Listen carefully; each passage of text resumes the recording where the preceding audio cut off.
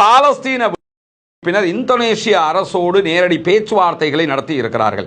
அந்த பேச்சுவார்த்தைகளுடைய முடிவில் பாலஸ்தீனம் தொடர்பான பாலஸ்தீன விடுதலை அமைப்பினுடைய மிக முக்கியமான தலைவர்களில் ஒருவராக இருக்கிற உசாமா ஹம்தான் அவர்கள் இன்றைய தினம் அல் ஜசீரா அரபு பகுதிக்கு இது தொடர்பான ஒரு விளக்கத்தை கொடுத்திருக்கிறார். அதிலே அவர் பேசுகிற நேரத்தில் என்ன சொல்றாருன்னு கேட்டா, காசா மீதான சர்வதேச பாதுகாவலர் என்கிற செய்தியை நாங்கள் முற்றுமுழுதாக மறுக்கிறோம். காசாவை சர்வதேச பாதுகாவலராக இருந்து பாதுகாக்க வேண்டிய தேவை யாருக்கும் கிடையாது. காசாவின் பாதுகாவலர்கள் பாலஸ்தீன விடுதலை அமைப்பினர் மாத்திரம்தான். இதே நேரத்தில் இஸ்ரேல் செய்கிற வேலை எங்களுக்கு மட்டும் பாதிப்பானதல்ல, எல்லா நாட்டுக்கும் பாதிப்பானது. இஸ்ரேலுக்கு அதுதான் தேவையும் கூட.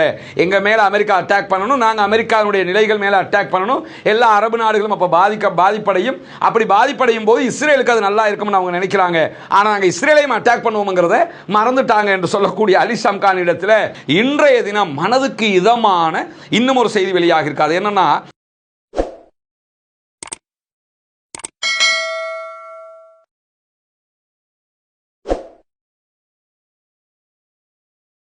அன்பிற்கினிய சகோதர சகோதரிகளே, நம் அனைவர் மீதும் ஏக இறைவனுடைய அமைதியும் கருணையும் உண்டாகட்டுமாக என்கிற உயரிய பிரார்த்தனைகளோடு பாலஸ்தீனத்தினுடைய காசா பகுதிகள் மேலே இஸ்ரேலிய ஆக்கிரமிப்பு ராணுவம் நடத்திய 2 ஆண்டுகளுக்கு மேலான யுத்தம் ஒரு யுத்த நிறுத்தமாக மாற்றப்பட்டிருக்கக்கூடிய இந்த தருணத்தில் இன்றோடு 126வது நாட்களை நாம் கடந்து கொண்டிருக்கிறோம். இப்படியான ஒரு சூழ்நிலையில் காசா மீதான மக்களுடைய நன்மதிப்பும் இஸ்ரேல் அநியாயம்தான் செய்து கொண்டிருக்கிறது என்கிற எண்ணங்களும் மாறாமல் மிக தெளிவாக சாதாரண மக்கள் வரைக்கும் போய் சேர்ந்திருக்கிறது. அந்த அடிப்படையில் காசா மீதான யுத்தம் உச்சத்தில் இருந்த நிலையில் அமெரிக்கா தலையிட்டு ஒரு சமாதான பேச்சுவார்த்தை என்கிற பெயரில் யுத்த நிறுத்தம் ஒன்று ஏற்பட்டிருந்தது. அந்த யுத்த நிறுத்தத்தின் அடிப்படையில் யுத்த நிறுத்தத்திற்காக உருவாக்கப்பட்ட காசாவினுடைய பீஸ் கவுன்சில் அமைதி வாரியம் எதிர்வருகிற 19ஆம் தேதி முதல் தடவையாக கூடும் என்று வெள்ளை மாளிகை அறிவித்திருக்கிறது. இப்படியான சூழல்ல இந்தோனேஷியா காசாவினுடைய அமைதி காக்கும் அமெரிக்காவினுடைய படைப்பிரிவுக்கு தங்களுடைய படையைச் சேர்ந்த 8000 பேரை அனுப்ப இருக்கிறோம் என்கிற செய்திகளை வெளியிட்டிருந்தாங்க. அந்த 8000 பேரை அனுப்புகிற சம்பவத்தோடு தொடர்புபட்டு உடனடியாக பாலஸ்தீன விடுதலை அமைப்பினர் இந்தோனேஷிய அரசோடு நேரடி பேச்சுவார்த்தைகளை நடத்தி இருக்கிறார்கள்.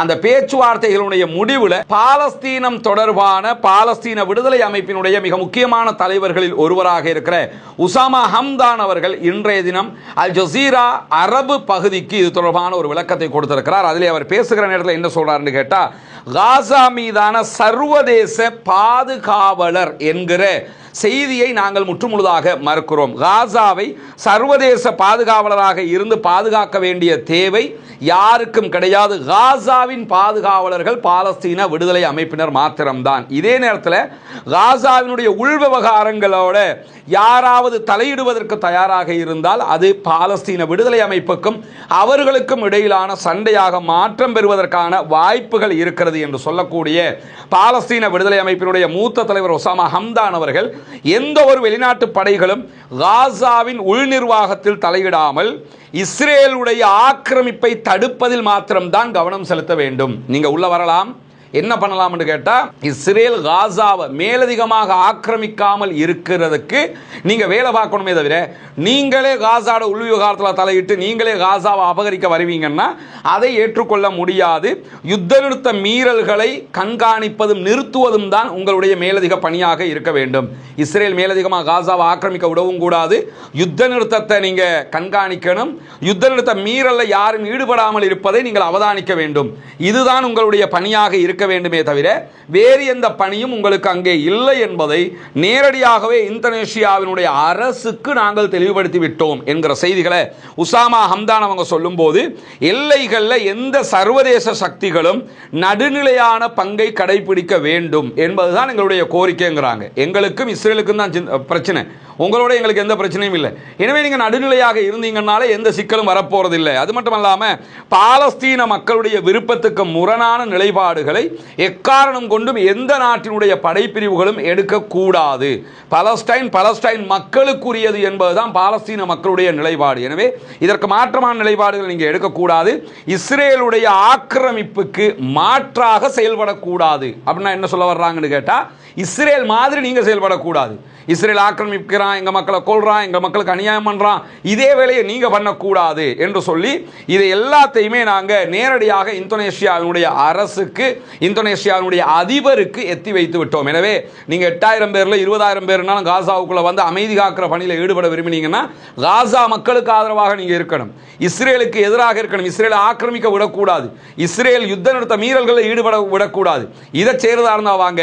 அது இல்லாம திரும்ப நீங்களும் வந்து இஸ்ரேல் மாதிரியே செயல்பட வந்தீங்கன்னா இஸ்ரேலோட பிடிக்கிற சண்டையை உங்களோட பிடிக்க வேண்டி வந்துரும்ங்கிறத சொல்லாமல் சொல்லி இருக்கிறது பாலஸ்தீன விடுதலை அமைப்பு என்கிற செய்திகள் வெளியாக இருக்கிற அதே நேரத்தில் இன்றைய தினம் மனதுக்கு இதமான இன்னும் ஒரு செய்தி வெளியாக இருக்காது. என்னன்னா, இந்த விவகாரங்கள் யுத்தம் உச்சத்தில் இருக்கக்கூடிய நேரத்தில் யூகேல பிரிட்டிஷ்ல பாலஸ்டைன் ஆக்ஷன் என்கிற ப்ரோ பாலஸ்டைன் பாலஸ்தீன ஆதரவு இயக்கத்திற்கு முழுவதுமாக தடை விதித்தது பிரிட்டிஷ் அரசாங்கம்.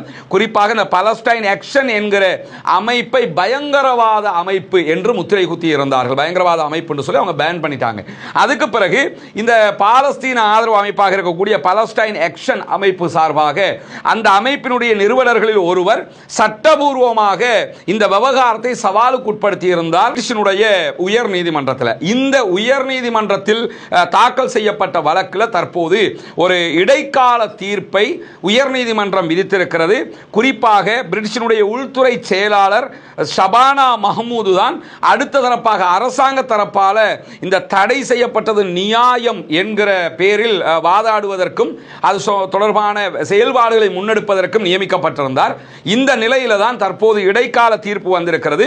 அது என்ன தீர்ப்பு என்று சொன்னால், இந்த பாலஸ்டைன் ஆக்ஷன் என்கிற அமைப்பை தடை செய்ததை, பயங்கரவாத அமைப்பு என்று தடை செய்ததை நாங்கள் இடைநிறுத்துகிறோம். எதுவரைக்கும் என்று சொன்னா, அரச தரப்பு மேன்முறையீடு செய்வதற்கு வழி வைத்து இடைநிறுத்தப்பட்டிருக்கிறது. நீங்க உங்க மேலதிக வாதங்கள் இருந்தால் அதை முன் வச்சு நீங்க மேன்முறையீடு செஞ்சுக்கலாம். மேன்முறையீடு ஒரு முறை பண்ண முடியும், அந்த மேன்முறையீட்டை பண்ணுங்க. அதுவரைக்கும் நாங்கள் தடைகளை நிறுத்தி வைக்கிறோம். இந்த அமைப்பு பயங்கரவாத அமைப்பாக கவனிக்கப்படாது, பயங்கரவாத அமைப்பாக கருதி இந்த அமைப்பின் மீது எடுக்கப்பட்ட எல்லா நடவடிக்கைகளையும் இடைநிறுத்துகிறோம் என்று சொல்லி ஒட்டுமொத்தமாக தற்போது யூகே கவர்மெண்ட்டுக்கு எதிராக இந்த தீர்ப்பு யூகேயினுடைய உயர் நீதிமன்றத்தினால் கொடுக்கப்பட்டு பாலஸ்டைன் ஆக்ஷன் கடந்த ஜூலை மாதம் யூகேல தடை செய்யப்பட்டாங்க என்பதை நம்ம புரிந்து கொள்ள வேண்டும். அப்படி தடை செய்யப்பட்டதற்கு பிறகுதான் இந்த தீர்ப்பு வெளியாகி இருக்கிறது. இப்படியான நேரத்தில் யூகேயினுடைய உயர் நீதிமன்ற நீதிபதி விக்டோரியா ஷார்ப் எடுத்திருக்கக்கூடிய இந்த முடிவை, இது தொடர்பாக கருத்து தெரிவித்திருக்கக்கூடிய, மேன்முறையீடு செய்வதாக அறிவித்திருக்கக்கூடிய யூகேனுடைய உள்துறை அமைச்சகம் அது சார்பாக பேசியிருக்கக்கூடிய ஷபானா என்ன சொல்றாங்கன்னு சொன்னா, நாங்க இதை தடை செய்வதற்கு மேலதிகமாக இது பயங்கரவாத அமைப்பு தான் என்று நிறுவுவதற்குரிய எல்லா ஏற்பாடுகளையும் சட்ட ரீதியாக அடுத்ததாக செய்ய இருக்கிறோம் என்று சொல்றாங்க. முதல் கட்டமே அவங்க வழக்கில் தோற்றிருக்கிறாங்க அரசு சார்பாக. இரண்டாம் கட்டம் என்ன செய்ய போகிறார்கள் என்பதை பொறுத்திருந்து பார்ப்போம். பாலஸ்தீன மக்களுக்காக குரல் கொடுக்கக்கூடிய ஒரு இயக்கம் பயங்கரவாத இயக்கமாக முத்திரை குத்தப்பட்டிருந்த நிலையில் அது பயங்கரவாத இயக்கம் அல்ல என்று சொல்லி அரசுக்கு எதிராகவே தீர்ப்பு வந்திருக்கிறது யூகேனுடைய கவர்மெண்ட்டுக்கு எதிராக என்பதை நம்ம பார்க்க முடியும். இப்படியான சூழல்ல தான் பாலஸ்தீன அதிகார சபையிடமிருந்து சுங்க வருவாய் நிதியை நிறுத்தி வைத்திருக்கிறது இஸ்ரேல். உதாரணமாக பாலஸ்டைன் அத்தாரிட்டி இருக்கிறாங்களே இல்லையா, மஹமூத் அப்பாஸ், இந்த மஹமூத் அப்பாஸுக்கு யார் பணம் கொடுப்பான்னு கேட்டால் இஸ்ரேல் தான் பணம் கொடுப்பாங்க. இந்த பணத்தை எல்லாமே இந்த காசா வார் வந்ததோடு நிறுத்தி வச்சிருக்கிறாங்க. இதை நிறுத்தினதுனால வெஸ்ட் பேங்க்ல பாடசாலைகள், ஸ்கூல்கள் இயங்க முடியாத நிலை இருக்கிறது. வெஸ்ட் பேங்கினுடைய கவர்மெண்ட் அடுத்ததாக கொண்டு போக முடியாத நிலை இருக்கிறது என்கிற செய்திகளையும் இன்றைக்கு அல் ஜசீரா சில ஆதாரங்களோடு முன்வைத்திருப்பதை நம்ம பார்க்க முடியும். ஒரு பக்கம் காசாவில் மீண்டும் மீண்டும் அவர்கள் தாக்குதல்களை நடத்துகிறார்கள். இன்றைக்கும் 7 அப்பாவி சகோதரர்கள் கொல்லப்பட்டிருக்கிறார்கள், ஷஹீதாகி இருக்கிறார்கள், 20க்கும் மேற்பட்டவர்கள் படுகாயம் அடைந்திருக்கிறார்கள் என்கிற செய்திகளுக்கு மத்தியில் தான் வெஸ்ட் பேங்குக்கு கொடுக்க வேண்டிய நிதியையும் அவர்கள் நிறுத்தி வைத்திருக்கிறார்கள். இந்த பக்கம் இந்த மாதிரியான தாக்குதல்களை நடத்துகிறவர்கள், அடுத்த பக்கமாக வெஸ்ட் பேங்க்ல இந்த அநியாயங்களையும் செய்து கொண்டு வரக்கூடிய சூழல்ல தான் ஈரானுடைய அமெரிக்காவினுடைய இருபக்க மோதல்களும் நிற்காமல் சூடோடு சூடாக தொடரக்கூடியதை நீங்க பார்க்க முடியும். ஈரான் மேல அமெரிக்கா தாக்குதல் நடத்த மாட்டாங்க என்கிற ஒரு நிச்சயமான நிலை கிடையாது. எந்த நேரத்திலையும் ஈரான் மேல அவங்க தாக்குதல் நடத்தலாம். ஏன்னா தாக்குதலுக்கு தான் ப்ரிப்பேர் ஆகுறாங்க என்கிறத நம்ம மிக தெளிவாக புரிய முடிகிறது. அந்த அடிப்படையில் தான் தற்போது அவர்கள் இரண்டாவது வார்ஷிப்பையும் அனுப்பி இருக்கிறார்கள் மத்திய கிழக்குக்கு என்கிறத நம்ம புரிந்து கொள்ள முடியும். இப்படியான சூழல்ல தான் ஈரானுடைய உச்ச ஆன்மீக தலைவர், ஷியா மத தலைவராக இருக்கக்கூடிய ஆயத்துல்லா அலி காமனியினுடைய பிரதிநிதியும் உச்ச தேசிய பாதுகாப்பு கவுன்சிலுடைய ஜெனரல் செக்ரட்டரியுமாக செயல்படக்கூடிய அலி ஷம்கானியை இன்றைக்கு அல் ஜசீரா அரபு தளம் ஒரு பேட்டி எடுத்திருக்கிறது. அந்த பேட்டியில அவர் ஈரானுடைய தற்போதைய நிலைப்பாடு தொடர்பாக சொல்லியிருக்கிறார். ஏன்னா இவர் தான் அங்கே இருக்கக்கூடிய உச்ச பாதுகாப்பு கவுன்சிலுடைய ஜெனரல் செக்ரட்டரியாக இருக்கிறதுனால பலத்த அதிகாரம் கொண்ட ஒரு நபராகவும் இவர் இருக்கிறார். ஆயத்துல்லா அலி காமனிக்கு ரொம்ப விசுவாசமான ஒரு ஆளாகவும் இருக்கிறார். அவர் பேசுகிற போது என்ன சொல்லியிருக்கிறார்னு கேட்டால், எங்களுடைய ஏவுகணை பலம் என்பது எங்களுக்கான ஒரு தடுப்பு யுத்தி அப்படின்னு சொல்லியிருக்கிறாரு. எங்களை தாக்க வருபவர்களை தடுப்பதற்காகத்தான் நாங்கள் ஏவுகணைகளை உருவாக்கி கொண்டிருக்கிறோம். எனவே எங்களுடைய ஏவுகணைகளை நிறுத்த சொல்றது அல்லது அழிக்கணும் என்று சொல்றது ஒரு ரெட் லைனாகத்தான் நாங்கள் பார்க்கிறோம். அதை எக்காரம் கொண்டும் நாங்கள் செய்ய மாட்டோம். அதை பேச்சுவார்த்தைகளுக்கு உட்படுத்துவதையும் நாங்கள் விரும்பவில்லை என்றாங்க. பேச்சுவார்த்தை வந்தால் கௌரவமாக நடத்தப்படணும், நீதியாக நடத்தப்படணும், குறைந்த நிபந்தனைகள் விதிக்கப்படணும் அப்படிங்கிறாரு. நீ அதை செய், இதை செய், அதை செய்யு சொல்லக்கூடாது. நீ ஒன்று சொல்லக்கூடாது, நாங்களும் ஒன்று சொல்லுவோம். இந்த மாதிரி இருக்கணுமே தவிர இல்லைன்னா பேச்சுவார்த்தை தோல்வி அடைஞ்சிரும் என்று சொல்லக்கூடிய அலி ஷம்கானி என்ன சொல்றாருன்னு கேட்டால், அவரிடத்துல சில முக்கியமான கேள்விகளை அல் ஜசீரா கேட்கிறது. அதுல முக்கியமான ஒரு கேள்வி என்னன்னு கேட்டால், சமீபத்தில் ஈரானுடைய மிக உயர்ந்த பாதுகாப்பு அமைப்பான உச்ச தேசிய பாதுகாப்பு கவுன்சிலுடைய ஜெனரல் செக்ரட்டரியாக நீங்க நியமிக்கப்பட்டிருக்கிறீங்க என்று சொல்லி எங்களுக்கு செய்திகள் கிடைக்கிறது. இந்த நியமனம் என்ன செய்தியை உலகத்திற்கு சொல்லுகிறது அப்படின்னு சொல்லி அல் ஜசீரா கேட்கிறது. கேட்கும்போது அவர் என்ன சொல்றாருன்னு கேட்டா, பிராந்தியத்தில் மத்திய கிழக்கு உள்ளிட்ட பிராந்திய நாடுகளுக்கு மத்தியில் பாதுகாப்பு நிலைமை ரொம்ப சிக்கலானதாக மாறி இருக்கிறது. இந்த சூழ்நிலைகளுக்கு நாங்கள் பதிலளிக்க வேண்டிய கடமை எங்களுக்கு இருக்கு. எங்க நாட்டை நாங்கள் பாதுகாக்க வேண்டிய தேவை இருக்குது. அந்த அடிப்படையில் எங்களுடைய பாதுகாப்பு அமைப்புகள் எல்லாவற்றையும் ஒருங்கிணைப்பதும் துல்லியமான முடிவுகளை உடனுக்குடன் எடுப்பதும் தேசிய மட்டத்தில் இருக்கக்கூடிய எங்களுடைய இராணுவ திறன்களை அதிகப்படுத்துவதும் தான் நான் ஜெனரல் செக்ரட்டரியாக நியமிக்கப்பட்டதனுடைய நோக்கமாக இருக்கிறது. இதற்காகத்தான் இந்த கவுன்சிலையே நாங்கள் உருவாக்கி இருக்கிறோம் என்று சொல்லக்கூடிய அலி ஷம்கானி இடத்துல மேலதிகமாக அல் ஜசீரா என்ன கேட்கிறாங்கன்னு கேட்டால், ஈரானுடைய புரட்சி ஏற்பட்ட 47வது ஆண்டை கொண்டாடுகிற தருணத்தில் வெற்றி ஆண்டு நிறைவையொட்டி நடத்தப்பட்ட இந்த நிகழ்வுகளில் ஈரானுடைய ஏவுகணை திறன்கள் ஒரு ரெட் லைன் இருக்கும் என்கிறத நீங்க மீண்டும் மீண்டுமே வலியுறுத்தி கொண்டிருக்கிறீங்க.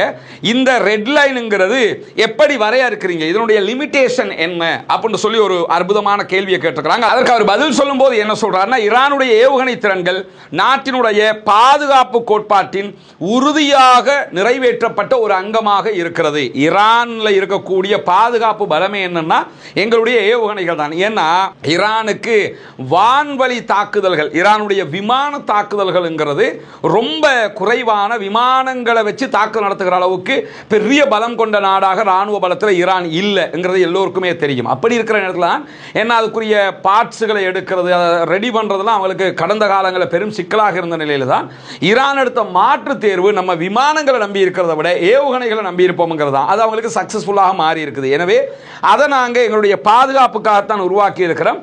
அதனுடைய தடுப்பு பொறிமுறையினுடைய ஒரு பகுதியாகத்தான் நாங்கள் வச்சிருக்கிறோம். எங்க மேல அட்டாக் பண்ணினா அதை தடுக்கிறதுக்குரிய ஒரு பொறிமுறையாகத்தான் அதை பயன்படுத்துகிறோம். எனவே இந்த ரெட் லைனுங்கிறது எங்களை நோக்கி வருவதை தடுப்பதை நோக்கமாக கொண்டதை தவிர நாங்கள் யாருக்கும் தாக்குவதை நோக்கமாக கொண்டதல்ல. அது பேச்சுவார்த்தைக்கு உட்பட்டதும் அல்ல என்று மீண்டும் சொல்றாரு. சொன்னதுக்கு பிறகு அல் ஜசீரா என்ன கேட்கிறாங்கன்னு கேட்டா, பேச்சுவார்த்தைகள் உங்களுக்கும் அமெரிக்காவுக்கும் இடையில தற்போது நடைபெற்று வரக்கூடிய சூழல்ல இஸ்ரேல் தலையிட்டு இதுல செல்வாக்கு செலுத்த நினைக்கிறாங்களே, இஸ்ரேலும் தலையிட விரும்புகிறாங்களே, இந்த நேரத்தில் நீங்க ராஜதந்திர முயற்சிகளை எப்படி மதிப்பிடுறீங்க, எப்படி சமாளிக்க போறீங்க என்று கேட்கிறாங்க. இதுதான் ரொம்ப முக்கியமான $1 மில்லியன் பெறுமதியான கேள்வி.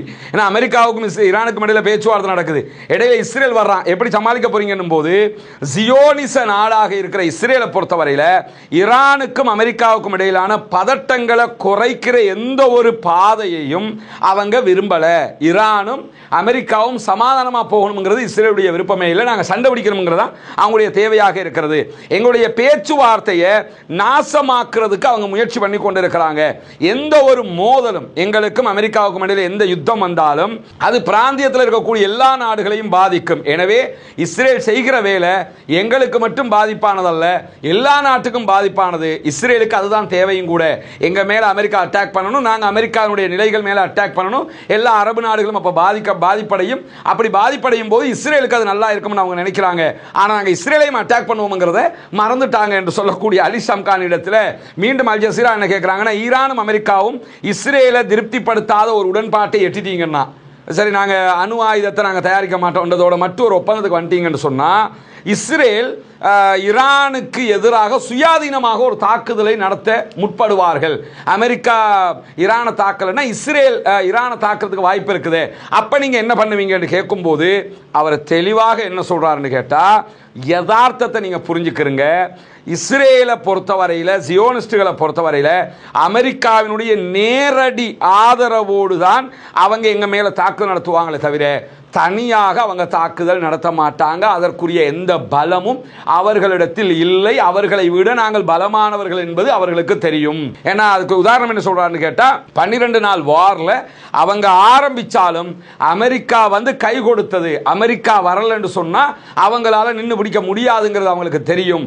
அதனால தான் எப்படியாவது அமெரிக்காவை எங்களோட மூட்டி விடுறதுக்குரிய வேலையை பார்க்கறாங்கன்னு சொல்லிட்டு எந்த விதமான ஆத்திரமூட்டலுக்கும் காத்திரமான பதிலடியை ஈரான் கொடுத்தே தீரும்ங்கிறாரு.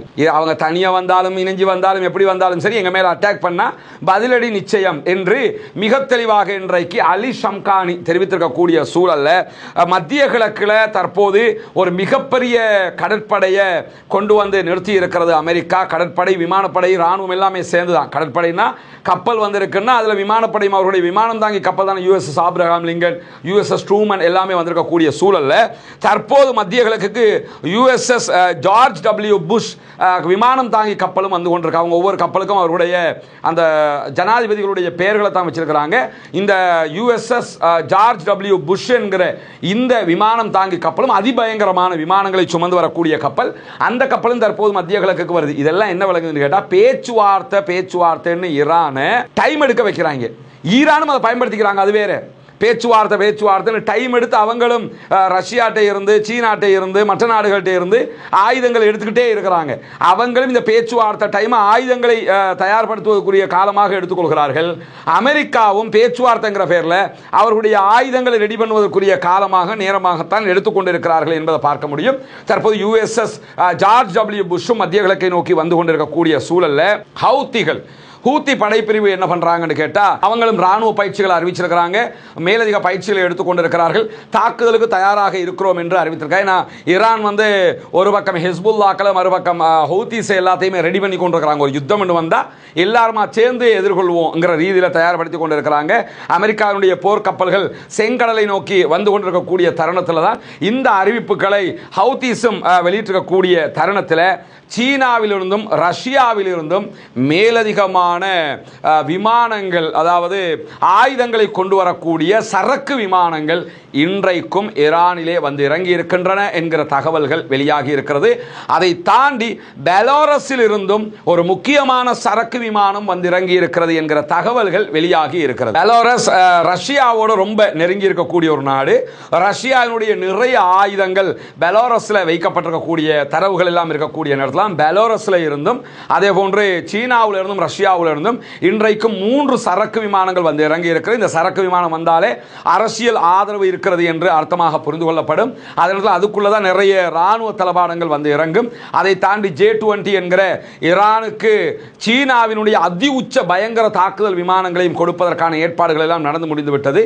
அதனுடைய பாகங்கள் அல்லது அது கூட வந்து இறங்குகிறதா எந்த வழியிலேயாவது என்கிற கேள்விகள் எல்லாம் இருக்கக்கூடிய தருணத்தில் தான் இன்றைக்கும் 3 சரக்கு விமானங்கள் வந்து இறங்கி இருக்கிறது ஈரானிலே என்கிற தரவுகளை நம்ம பார்க்க முடிகிறது. அதே நேரத்தில் ஈரானுக்குள்ள ஒரு போராட்டம் நடந்துகிட்டு இருந்துச்சா இல்லையா, இப்போ கொஞ்சம் அமைதியா இருக்குது, நடந்துகிட்டு இருந்துச்சா இல்லையா, அந்த போராட்டத்தில் இணையதளத்தை எல்லாம் ஈரான் துண்டிச்சிருந்தாங்க. அந்த நேரத்தில் அந்த போராட்டத்தை அதிகரிக்கிறதுக்காக 6000 ஸ்டார்லிங்குகளை அமெரிக்கா ஈரானுக்குள்ள அனுப்பி இருந்தது. மற்ற வழிகளில் பார்டர் வழியாக எப்படியாவது அங்க இன்டர்நெட் வரணும், எல்லாருக்கும் இன்டர்நெட் கிடைக்கணுங்கிறதுக்காக 6000 ஸ்டார்லிங்க் கனெக்ஷன்களை உள்ள அனுப்பியிருந்தாங்க. கொடுத்துருக்காங்க. எல்லாத்தையுமே தட்டி தூக்கிட்டாங்க ஈரான் என்கிற செய்திகள் இன்றைக்கு வெளியாக இருக்குது. ஸ்டார்லிங்குகளை பயன்படுத்துவது ஈரானுக்குள் தடை செய்யப்பட்டிருக்கிறது. அந்த அடிப்படையில் அமெரிக்கா அந்த இடத்திலும் தோல்வி அடைந்திருக்கக்கூடிய நேரத்தில் ஈரானுடைய முதலாவது ஜியோ ஸ்டேஷனரி சேட்டலைட் ஜாம் 1 என்கிற ஒரு சேட்டலைட்டை மீண்டும் ஈரான் நேற்றைய தினம் ஏவி இருக்கிறார்கள். ஒன்றோ சேட்டலைட்டே வரான், இல்லைன்னா அவங்களுடைய ஏவுகணைகளை பரிசீலனை பண்ணிக்கிட்டு இருக்கிறான், இல்லைன்னா ரஷ்யா சீனாவிலிருந்து ஆயுதத்தை கொண்டு இறக்கிக்கிட்டு இருக்கிறான்.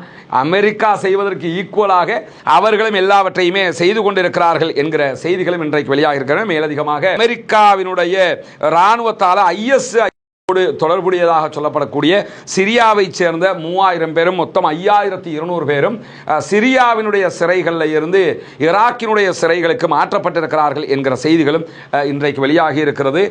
பொறுத்திருந்து பார்ப்போம் அடுத்தடுத்ததாக என்னெல்லாம் நடக்கப் போகிறது என்பதை இணைந்திருங்கள். ரஸ்மின் மைசி நியூஸ் மற்றும் ரஸ்மின் டாக்ஸ் ஆகிய இரு சேனல்களோடும் உலக நடப்புகளை ஆதாரபூர்வமாக உண்மையான செய்திகளை உங்களுக்கு மத்தியிலே கொண்டு வந்து தருவதற்கு நாம் தயாராக இருக்கிறோம். புனிதமிக்க ரமதானுடைய மாதத்தை நாம் நெருங்கிக் கொண்டிருக்கக்கூடிய தருணத்தில் ரமதானிலும் சிறப்பு உரைகள் இந்த 2 சேனல்கள் நம்ம வெளியிட இருக்கிறோம். அதனோடு இணைந்து கொள்ளுங்கள். மார்க்கத்தை தூய வடிவத்திலே குர்ஆன் சுன்னா அடிப்படையிலே கற்றுக்கொள்வதற்கான வாய்ப்பாகவும் அது உங்களுக்கு இருக்கும். பாலஸ்தீனம் வெற்றி பெற வேண்டும், பாலஸ்தீனம் சுதந்திரம் அடைய வேண்டும், பாலஸ்தீன மக்களும் நம்மை போன்று நிம்மதியானவர்களாக மாற வேண்டும், வாழ வேண்டும் என்கிற உயரிய பிரார்த்தனைகளோடு பாலஸ்தீன அப்பாவிகளுக்காக தொடர்ந்தும் ஜனநாயக ரீதியாக குரல் எழுப்புவோமாக. வாகிறது அல்ஹம்துலில்லாஹி ரப்பில் ஆலமீன்.